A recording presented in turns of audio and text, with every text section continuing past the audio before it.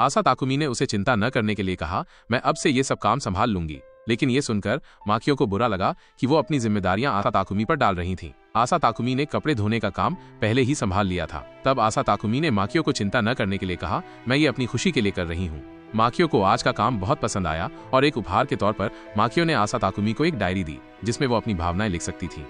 माकियो अपनी बॉस को रात में अपने घर पर बुलाती है जहां वो और आसा ताकुमी पहली बार मिल रहे थे और उन दोनों को एक दूसरे की संगत बहुत पसंद आई और जीवन सामान्य रूप से चलता रहा। हम देखते हैं कि आसा ताकुमी को अब हाई स्कूल में दाखिला मिल गया है। हाई स्कूल में दाखिला लेने के बाद आसा ताकुमी और भी अकेला महसूस करने लगी क्योंकि उसकी पुरानी सहेलियों ने नए दोस्त बना लिए थे। जब वो घर आई तो उसने देखा कि एक वकील उसके घर आया था जो माकियो से पूछताछ कर रहा था। दरअसल आसा ताकुमी के खाते से रुपए लाख का इस्तेमाल हुआ था और उसी समय माकियो का भी इस्तेमाल हुआ था। चाइल्ड वेलफेयर वकील को लगा कि माकियो आसा ताकुमी के अधिकार का उपयोग कर रही थी, इसीलिए वो उसे डांट रहा था। लेकिन माकियो ने उन्हें समझाने की कोशिश की कि उसने इतनी बड़ी राशि का उपयोग नहीं किया। शुक्र है आसा ताकुमी सही समय पर आई और चाइल्ड वेलफेयर वकील को बताया कि उसने वास्तव में 3 लाख रुपए का उपयोग किया था। उसने कहा, मैं संगीत की बहुत शौकीन हूँ और इसके लिए मुझे संगीत बनाने के लिए एक विशेष लैपटॉप की आवश्यकता थी, इसलिए मैंने वो पैसा खर्च किया। मुझे माकियो पर तरस आता है। मैं तुम्हें बताना चाहती थी लेकिन मुझे लगा तुम भी माँ की तरह मुझे ऐसी महंगी चीज खरीदने से मना करोगी,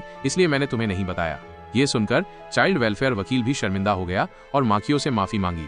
जैसे ही वकील आती है, आसा ताकुमी की दादी आती हैं जो उन दोनों को दोपहर के भोजन के लिए बाहर ले जाती हैं। वहां वो उन दोनों से पूछती है कि उनका जीवन कैसा चल रहा है, क्या कोई समस्या है। दोनों ही उन्हें संतुष्ट दिखते हैं। फिर दादी भी थोड़ी आराम महसूस करती हैं और जाने से पहले माकियो को एक लिफाफा देती हैं जो उन्हें आसा ताकुमी के घर से मिला था और उन्होंने उसे बताया कि जब भी तुम्हें उचित लगे ये आसा ताकुमी को दे देना। जब माकियो ने लिफाफा खोला तो उसमें उसकी माँ की एक डायरी थी जिसमें उसने बहुत सी बातें लिखी थीं और वो आसा ताकुमी को वो डायरी उसी समय देना चाहती थी जब वो हाई स्कूल जाने लगी। लेकिन उसकी मृत्यु से पहले माकियो ये डायरी पढ़ने के बाद थोड़ी भावुक हो जाती है। वो ये डायरी आसा ताकुमी को नहीं देती क्योंकि उसे लगता था कि ये डायरी आसा ताकुमी को भावनात्मक रूप से तोड़ देगी। इतने समय के बाद आसा ताकुमी का जीवन सामान्य होने लगता है। उसने अपने स्कूल में एक संगीत बैंड भी ज्वाइन कर लिया और वे बहुत अच्छे गाने बनाने लगे। एक दिन आसा ताकुमी अपने नए गाने के लिए बोल लिखती है और वो माकियो को दिखाती है। उसने इसे बहुत अच्छी तरह से लिखा था लेकिन इसमें कुछ गलतियां थीं जहां माकियो ने उसे सुधारने में मदद की। माकियो की मदद से वे बोल बहुत बेहतर हो गए।